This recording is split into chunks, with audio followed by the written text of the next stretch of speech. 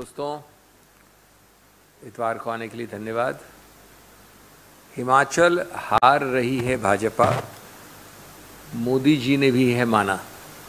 हिमाचल हार रही है भाजपा, मोदी जी ने भी यही माना है। यही बता रहा है डेरे के चक्कर लगाना और बागियों को धमकाना,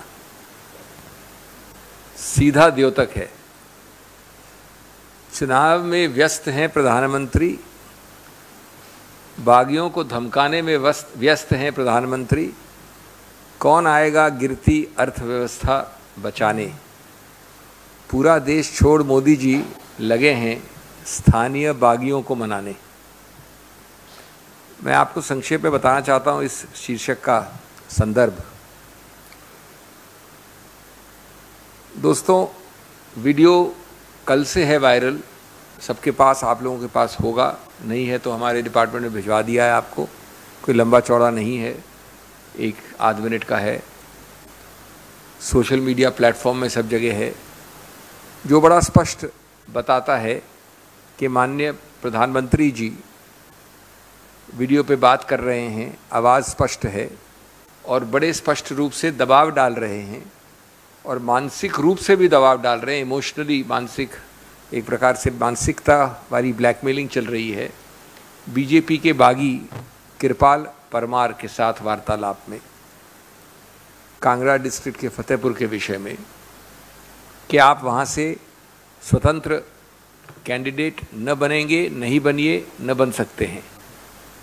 ये सब आप वीडियो में देख सकते हैं, ये सब आप अपने आप निर्णय कर सकते हैं कि कितना डेस्परेशन, कितनी घबराहट और बौखलाहट दिख रही है बीजेपी के शीर्षस्थ व्यक्ति में, जिस प्रकार का वार्तालाप उस वीडियो में है।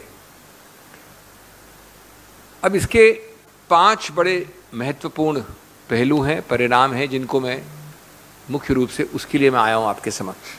पहला, हमारे मुखर और माननीय और वरिष्ठ प्रधानमंत्री की जो वरीयता की सूची है, प्रायोरिटी लिस्ट, वो दुर्भाग्यवश बहुत उल्टी सीधी है, विकृत है। उनकी प्रायोरिटी जो चीज़ें हैं वो विकृत एक सूची है। दूसरा पहलू, क्योंकि वो इसमें अपना समय बिता रहे हैं, इस चीज़ में लगे हुए हैं, माइक्रो मैनेज कर रहे हैं, एक व्यक्ति, एक एमएलए, एक कॉन्स्टिट्यूएंसी में, तो आप समझ सकते हैं देश का क्या हाल होगा। दूसरा पहलू कि सुशासन नहीं, लेकिन चुनावी प्रचार और चुनावी काम ही सिर्फ सबसे बड़ा प्यारा शब्द है इस सत्तारूढ़ पार्टी और सरकार के लिए, माननीय प्रधानमंत्री के लिए। तीसरा, बड़ा स्पष्ट है कि माननीय प्रधानमंत्री अपना वरिष्ठ स्थान और पद का दुरुपयोग कर रहे हैं और वो दुरुपयोग स्वतंत्र निष्पक्ष चुनाव के विषय में किया जा रहा है। हमारा मानना है कि ये निर्वाचन यानी इलेक्टोरल दुरुपयोग है, भ्रष्ट निर्वाचन की एक प्रक्रिया है। और मैं स्पष्ट करना चाहता हूं कि जो भी हमारे पास कानूनी अधिकार क्षेत्र हैं, चुनाव आयोग के समक्ष जाना और उसके अलावा अतिरिक्त जो भी हैं, उनका हम इन्वोक करेंगे, उनका हम उपयोग करेंगे। चौथा, इस वार्तालाप से बड़ा स्पष्ट है कि बीजेपी एक घबराई हुई, बौखलाई हुई, एक असुरक्षित सी पार्टी है, जो जानती है कि हार उसके सामने लिखी है। पांचवा, हम इस देश के लिए छोड़ देते हैं ये निर्णय करना, ये न्याय संगत निर्णय करना कि क्या इतने ऊंचे पद जो कि प्रधानमंत्री जिस पे बैठे हैं, उनको इस स्तर पे जाना चाहिए, इस स्तर की बातें होनी चाहिए, इस स्तर की प्रक्रियाओं में पढ़ना भी चाहिए। और अंत में मैं ये कहना चाहूँगा कि देश के प्रधानमंत्री, और ये छठा बिंदु भी बहुत महत्वपूर्ण है, आप गौर फरमाएं कि देश के प्रधानमंत्री यदि चुनाव के दौरान भाजपा से निष्कासित एक बागी नेता को फ़ोन करके चुनाव से हटने का पूरा प्रयत्न कर सकते हैं, जो कि इस वीडियो में बड़ा स्पष्ट है, तो आप समझिए कि चुनी हुई सरकारों को गिराने के लिए विधायकों को बीजेपी के पाले में लाने के लिए क्या कुछ नहीं होता होगा, जिसके अंदर हम जानते हैं, प्रमाणित है पुराने ट्रैक रिकॉर्ड द्वारा कि बीजेपी के पास पीएचडी है, चाहे वो कर्नाटक से हो, महाराष्ट्र से हो, गोवा से हो, मणिपुर से हो, और इसके अतिरिक्त कई और ऐसे मील पत्थर।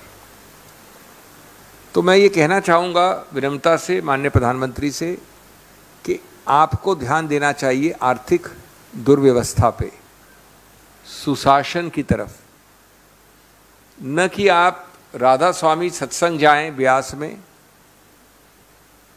क्यों? क्योंकि चुनाव हिमाचल में पास में पड़ोस में होने वाले हैं। ये सिर्फ आपकी पार्टी का, आपके सिस्टम का भय, घबराहट और बौखलाहट दर्शाता है। ये जाहिर है कि बीजेपी को धर्म और ऐसे डेरे और ये सब मुद्दे तब याद आते हैं जब वोटों की कमी पड़ रही होती है। अंत में मैं आपके समक्ष वो चीज़ें रखना चाहूँगा बहुत ही संक्षेप में, जो वास्तव में प्रधानमंत्री को, चीफ एग्जीक्यूटिव जो देश के हैं, उनको ध्यान आकर्षित होना चाहिए, उस पर ध्यान देना चाहिए। वरीयता की सूची में वो सबसे पहले आने चाहिए, न कि परमार साहब के साथ ऐसे वार्तालाप करें आप। उसमें से मुख्य है रिटेल इन्फ्लेशन, जो अंतिम कंज्यूमर के लिए महत्व रखता है, और सिर्फ एक महीने का आप उदाहरण है, कई महीनों के उदाहरण हैं। सितंबर 2022 में ये रिटेल यानी कंज्यूमर प्राइस इंडेक्स, जो अंतिम कंज्यूमर होता है, उसके विषय से 7.5% से थोड़ा सा कम बढ़ा है, यानी 7.4% बढ़ा है। इससे भी ज़्यादा घबराने वाली बात, इससे भी ज़्यादा एक खतरनाक बात कि ये जो सीपीआई होता है कंज्यूमर के विषय में, ये ग्रामीण एरियाज़ में शहरों से भी ज़्यादा बड़ा है, यानी ग्रामीण में इसका दुष्प्रभाव ज़्यादा हुआ है।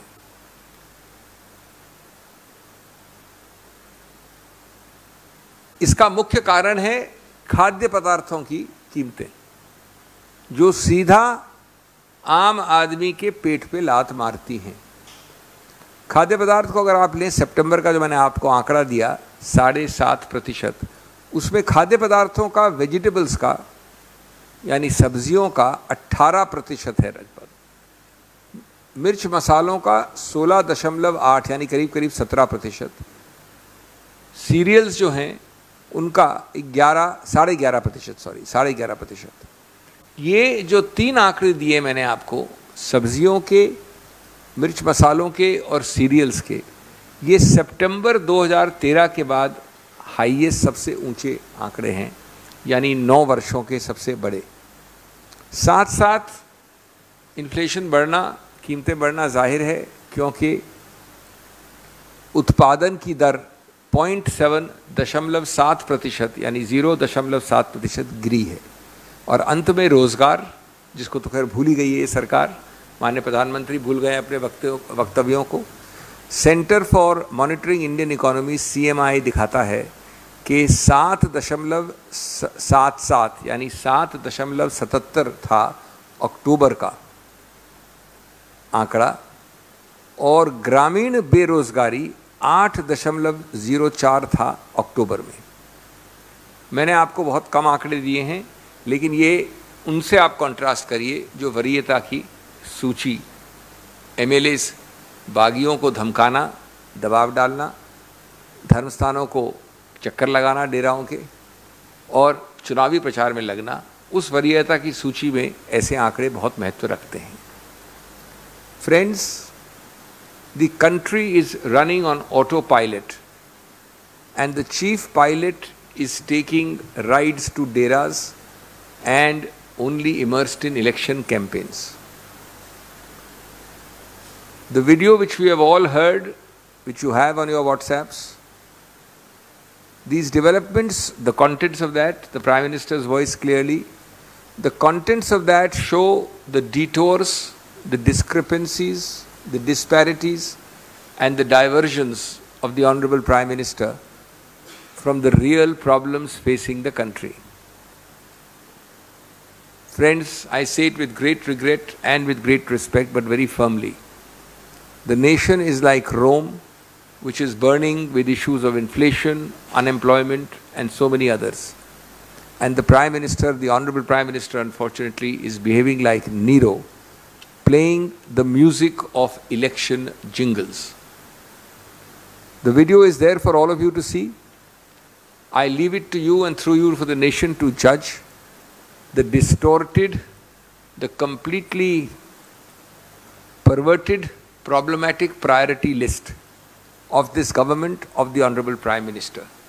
It is inverted, distorted, and a perverted priority list. I have 6 such facets to emphasize. This was the first.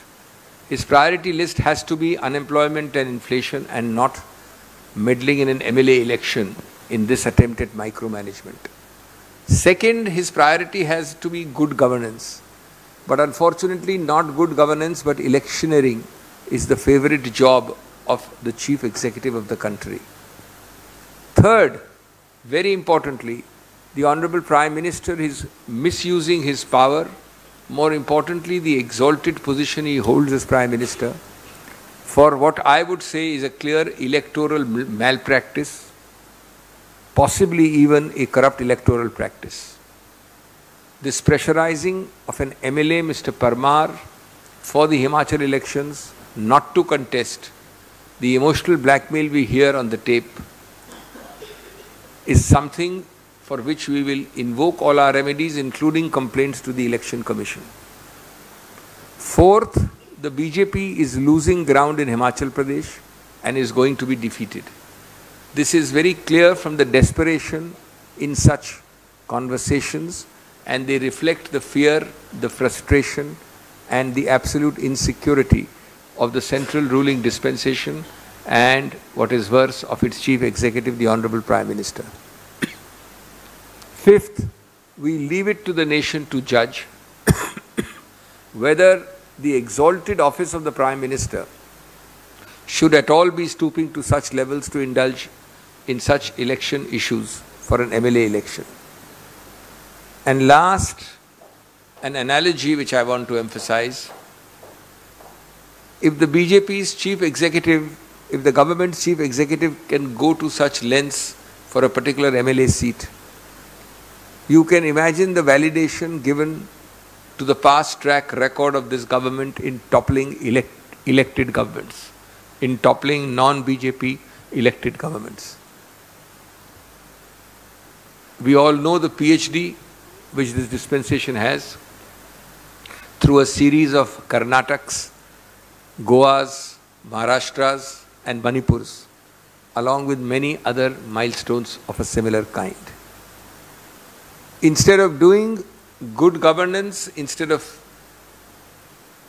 trying to ameliorate the devastating impact on an economy, the Honorable Prime Minister visits the Radha Swami Satsang at Beas merely because elections are around the corner in a neighboring state, Himachal. Desperation and fear is writ large in such actions. But we know for a long time that religion is remembered by the BJP only when votes are scanty. Let me end, friends, by giving you 3 or 4 very short, quick parameters, not inundating you with figures. That should be the real priority of the Honorable Prime Minister. That should be the real focus. Retail inflation at the consumer price level, which is where it affects the common man, is in September 7.41%. What is worse and more alarming, the rural consumer price index inflation is slightly higher than the urban one. And the principal reason is that food prices have skyrocketed. Food prices skyrocketing are a form of inflation which hit the common man in the solar plexus. They devastate his life, his economy, his household. Just note 3 figures of the food products inflation skyrocketing. Vegetables in September have inflated by 18.05%. Vegetables 18.05%. Spices by 16.88% and cereals by 11.53%. This, by the way, friends, is the highest figures of these three items since September 2013, my apologies, which is 9 years ago. Inflation is bound to go through the roof when, on the other hand, manufacturing is contracting. It was contracted by 0.7% last month. Lastly, friends, a forgotten category, a forgotten constituency, a forgotten suffering. Berozgari unemployment rate in India stood at 7.77% in October, the highest ahead of September, ahead of earlier months. CMI figures show that rural unemployment in October is even higher at 8%. But none of this is a priority. The priority is what you see in that tape. And that is our complaint. Those are the 6.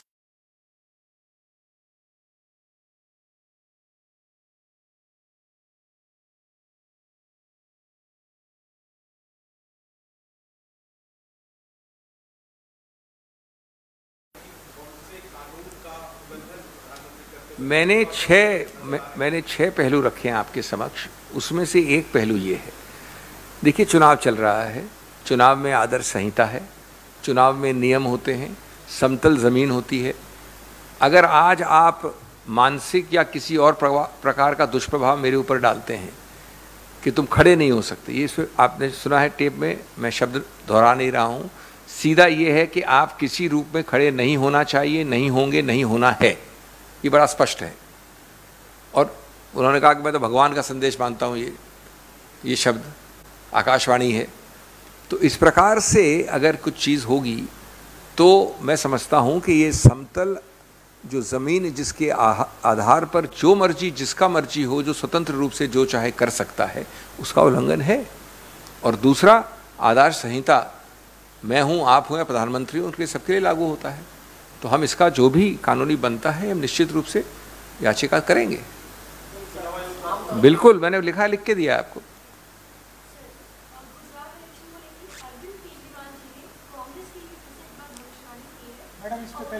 इसको खत्म कर लेते हैं। I will come to you.